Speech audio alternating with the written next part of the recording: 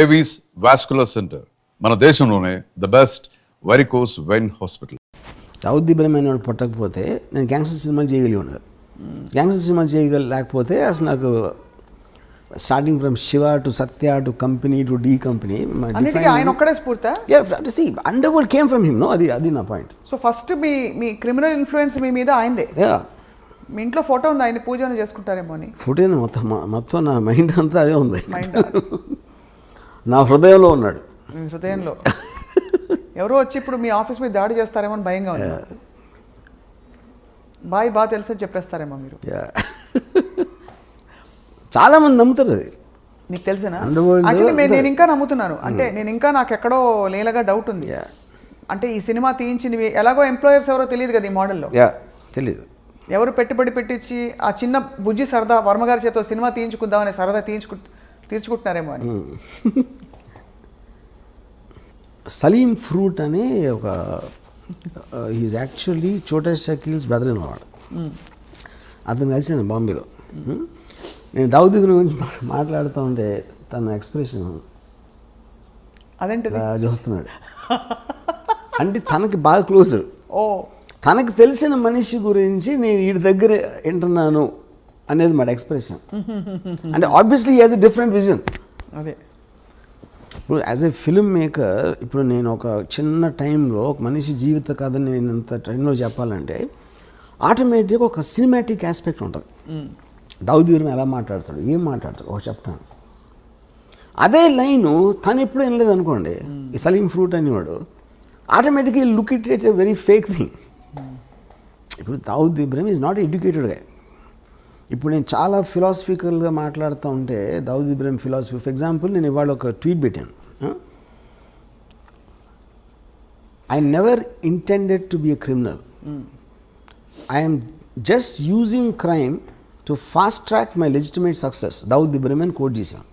అది 100% దావుద్ ఇబ్రహీం అని ఉండదు, నాకు తెలుసు. ఆయనకి ఇంగ్లీష్ వచ్చి ఉండదంట.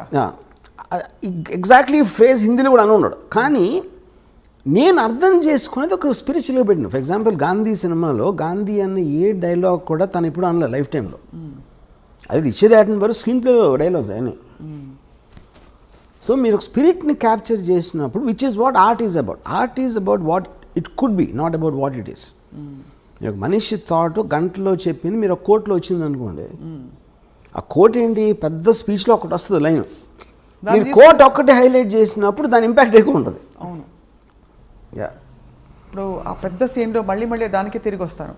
మీ ఆత్మంతా బయట పెట్టిన ఆ ఒక్క డైలాగ్, ఇతను దొంగగా ఎందుకు మారాడో దాని వెనకాల పెద్ద కథ ఉంది. Sridevi actually every criminal will have the very similar story.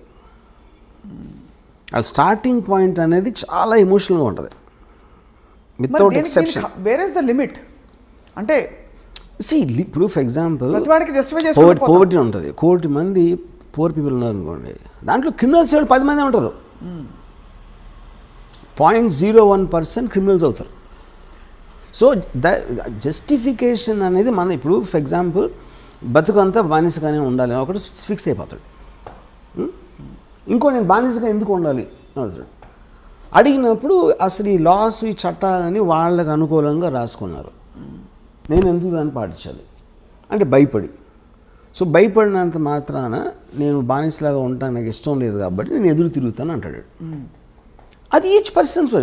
అప్పుడు సొసైటీకి ఉన్న బలంతో వాడు ఎదురుకి తిరిగినప్పుడు వాడిని నొక్కేస్తారు. నొక్కలేకపోతే ఇంకా ఎదుగుతాడు, ఇంకెప్పుడూ నొక్కుతారు, లేకపోతే ఒక్కొక్కసారి నొక్కడానికి ఛాన్స్ ఉండదు. సో ఈ ఎబిరేషన్స్, ఈ కాన్ఫ్లిక్ట్స్ అనేవి మనకు రోజు జరుగుతూ ఉంటాయి. మన ఇన్ని సంవత్సరాలు, ఇన్ని వందల వేల సంవత్సరాలు ఉన్నా కూడా ఇంకా మనం క్రైమ్తో దెబ్బలాడుతున్నాం అంటే అలాంటి మైండ్ సెట్స్ అని ఎప్పుడు పావు. అది పాయింట్. కానీ it also reflects on the system of law and order in the country. అంటే ఇలాంటి ఆఫ్ కోర్స్ మీకు ఎక్కడైనా ఫర్ ఎగ్జాంపుల్ మనకి 2010 వరకు the underworld was very very operative in India. 1970లో అమెరికాలో పోయిందని చెప్పి అన్నారు. So that absolutely depends upon the country's advancement. So ఇప్పుడు భారతదేశం అడ్వాన్స్డా కదా క్రైమ్ని కర్బ్ చేయడం? It might be far more better than Venezuela, maybe Pakistan, maybe some other country, but not as much as America. But actually, objectively, what do you think of how we have curbed crime? See, every country is advancing rapidly. కేవలం మనకి ఇప్పుడు social media మూలాన ఈ cell phone videos మూలాన మనకు ఒక ఇది వస్తుంది, ఈ ఫీలింగ్ వస్తుంది, ఓ తెగ జరిగిపోతున్నాయి అసలు మర్డర్స్ అని. కానీ మీరు సెన్సస్ స్టాటిస్టిక్స్ తీసుకుంటే I'm sure it won't be the case. ఇప్పుడు అనంతపూర్లో 20 years బ్యాక్ కడప అనంతపూర్ డిస్ట్రిక్ట్లో number of murders I'm sure 10% కూడా ఉండవు ఇప్పుడు. కానీ ఎక్కువగా హైలైట్ అవుతాయి అంతే, because of the media. So Dawood Ibrahim గ్యాంగ్స్టర్ని ఇండియా వెతుకుతున్నప్పుడు ఇండియాలో పట్టుబడి ఆయన జైలుకి వెళ్తే మీరు సంతోషించారా? మీకు ఏ ఫీలింగ్స్ ఉండవా? ఏ ఫీలింగ్స్ ఉండవు. ఎందుకుండవు? Because I am like I said, I am a studier of the underworld. I don't have an emotional connection with them. But you are also a citizen of the country, sir. Yeah. So you don't have any emotions for a man being caught? Yeah, because like I said, ఇందాక చెప్పాను కదా, ఒక మనిషి ఇంకొకరిని చంపే పరిస్థితి వీడికి ఎందుకు వచ్చింది, చచ్చిపోయేంత పరిస్థితి వాడికి ఎందుకు వచ్చింది, ఈ ఒక్కదాని మీద నాకు ఇంట్రెస్ట్ ఉంటుంది. Because I don't want to be judgmental on things which I did not experience myself. Are you judgmental about things at least you experienced? My experience అంటే మీ లైఫ్లో మీకు ఎప్పుడైనా భయాలు, ఆందోళనలు? ఏ మనిషి అయినా వాడు అది చేసినప్పుడు వాడికి ఒక కన్విక్షన్తో చేస్తాడు, యూనో. సో అలాంటప్పుడు నేను చేసినప్పుడు నేను క్రైమ్ అనుకున్నది. ఏ మనిషి కూడా క్రైమ్ చేస్తానని అనుకుని చేయడు. బికాజ్ వాడి మైండ్లో ఏదో ఆడికి ఒక కన్విక్షన్ ఉంటుంది. ఇందాక నేను చెప్పినట్టు. So are you telling me Dawood ఇబ్రహీంకి ఇవన్నీ చేయించినప్పుడు నేను తప్పు చేస్తున్నది చట్ట విరుద్ధం అని తెలీదా?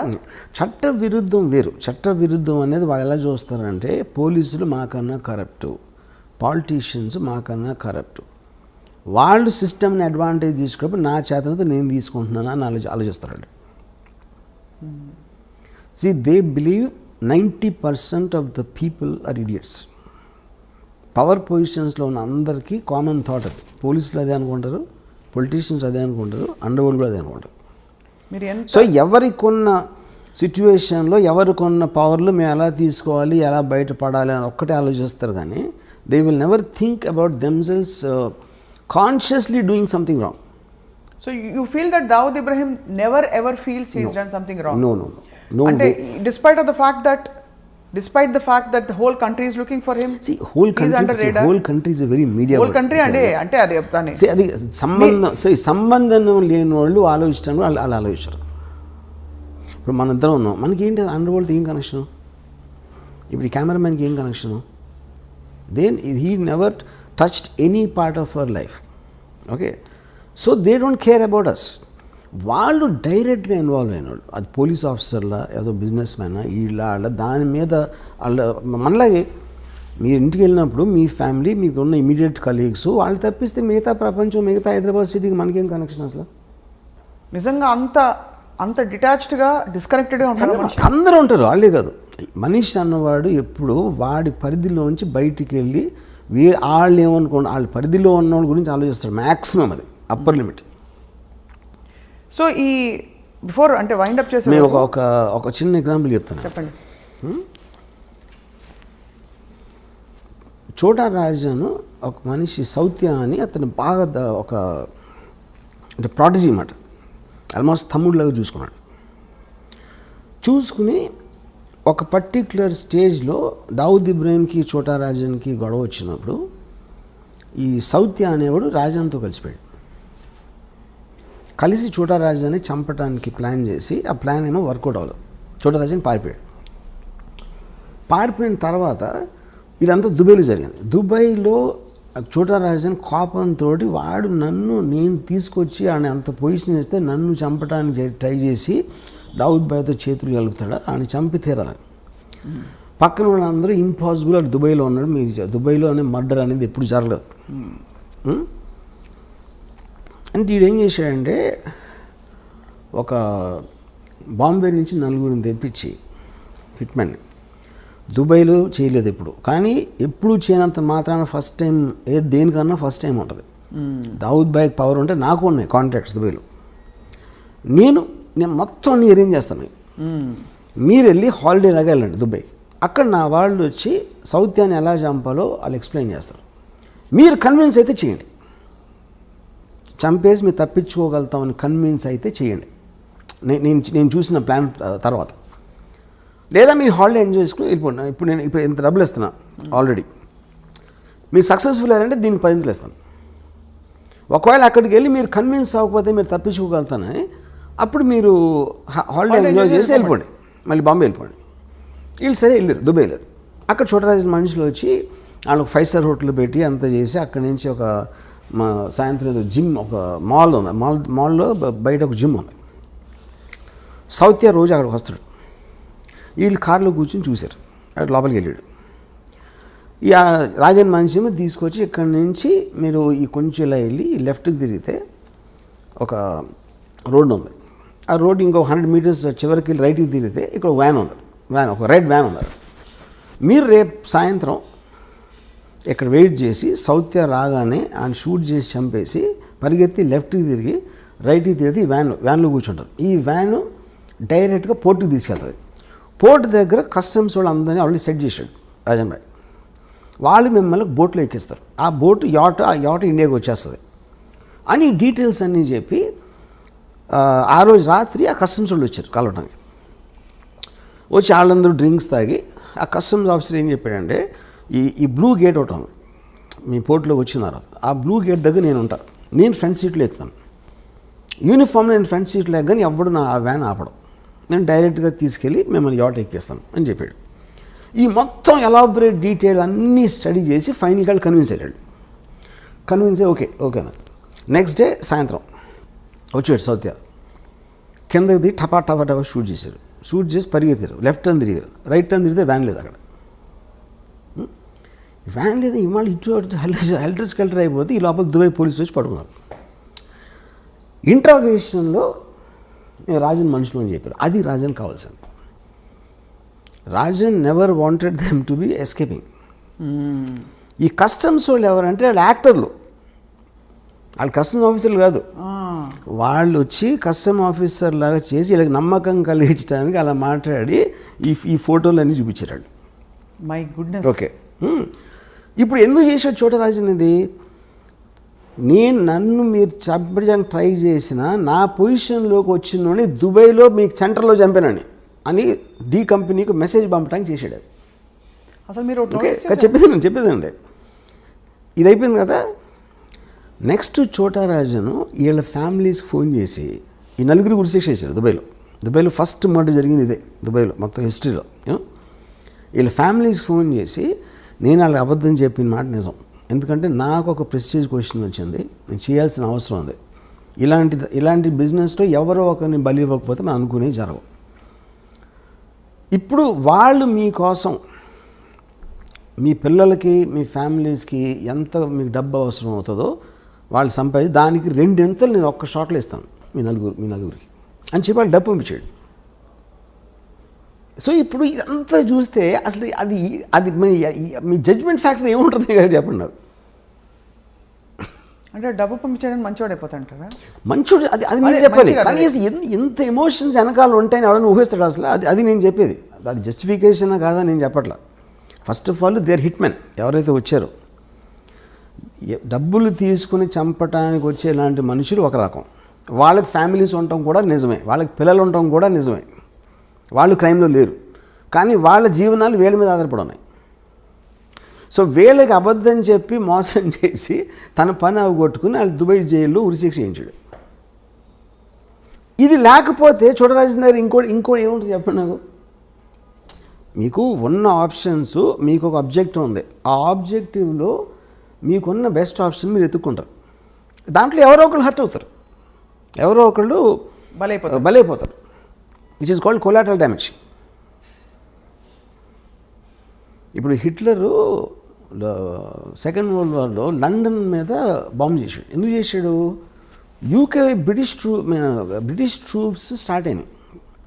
ఆ బ్రిటిష్ ట్రూప్స్ మూవ్మెంట్ స్లో చేసేయాలి, బార్డర్కి తొందరగా రాకుండా. అందుకని లండన్ మీద బాంబు చేసి జనాలు భయపడి అందరూ బయటకు వచ్చేసి రోడ్లు అన్ని బ్లాక్ చేసేస్తారన్న ఉద్దేశం అన్నమాట. ఇది వార్ స్ట్రాటజీ అంతే. దానికోసం మీరు ఇన్నోసెంట్ ప్రజల్ని చంపేస్తారని అదే పాయింట్ అక్కడ. ఇన్నోసెంట్ ప్రజలు అనేవాళ్ళు ఎప్పుడూ బలిపశువులు ఉంటారు, ఏ వార్లో అయినా ఎక్కడైనా సరే. అది 2020 అవ్వచ్చు, లేకపోతే 1720 అవ్వచ్చు. ఇది ఇంకా నేను మీకు ఉడికినాయి మన ఇంటర్వ్యూ కాబట్టి చాలా తక్కువ చెప్పాను. దీని యాక్చువల్ స్టోరీ చెప్తే కింద పడిపోతారు. ఇదంతా మీకు ఎవరు చెప్పారు? Course IMS sources. You have your sources. అంటే డైరెక్ట్గా చోటారాజనే పిలిచి కూర్చోబెట్టి మీకు కప్పు కాఫీ ఇచ్చి చెప్పినట్టుగా అంత వివరంగా చెప్పారు. దీన్ని బట్టి ఇంకో విషయం కూడా అర్థమవుతుంది, గ్యాంగ్స్టర్స్కి మంచి స్క్రీన్ ప్లే ఉందని. Of course gangsters constantly drama, వాళ్ళంతా వైలెన్స్ అనేది మనం అనుకున్నది ఎక్కువ జరగదు అక్కడ. Mostly it is mind games. మనకి సినిమాల్లో టపా టపా టపా గన్ షాట్లు అవుతూ ఉంటాయి, it's not as much as what we think. ఎందుకంటే మీకు వైలెన్స్ ఎక్కువ జరిగితే అసలు యాక్చువల్ కంట్రోల్ లేదని అర్థం అవుతుంది. నిజంగా మీరు భయపడితే అండర్ వరల్డ్కి ఎవడ అసలు దాని నుంచి వాడికి దానికి ఎగెన్స్ట్కి వెళ్ళటానికి భయపడతారు. ఎగెన్స్ట్కి వెళ్ళటానికి లేనప్పుడు మీకు వైలెన్స్ ఉండదు అసలు. ఇలాంటి వ్యక్తులతో తీసిన సినిమాకి మీరు ఆతే హై కాళియాత్ జాతే హై కాళియాత్ అని ఫిలాసఫీ పెట్టేస్తారా? యా కరెక్టే కదా. ఫైనల్గా చూడరాజన్ జైల్లో ఉన్నాడు, వాళ్ళు పోయారు. ఆతే హై కాళియాత్ జాతే హై కాళియాత్ బీచ్ మే గన్ పకడ్తే హై, అంతే. అది స్టోరీ. గన్ ఒకటే కదా కదా పాయింట్. చాలామంది చాలా చేస్తారు, బిజినెస్లో ఓడిపోతారు, పొలిటికల్గా లూజ్ అవ్వచ్చు. People lose all kinds of things, not only the under world. But it is no wonder and no surprise that this is such a fascinating thing for you, because వింటూ ఉంటేనే అసలు ఇప్పుడే మీ సినిమా అంతా. యాక్చువల్గా ఈ Chhota Rajan episode it is one of the most striking things I heard. నేను 5% కూడా చెప్పలే యాక్చువల్గా.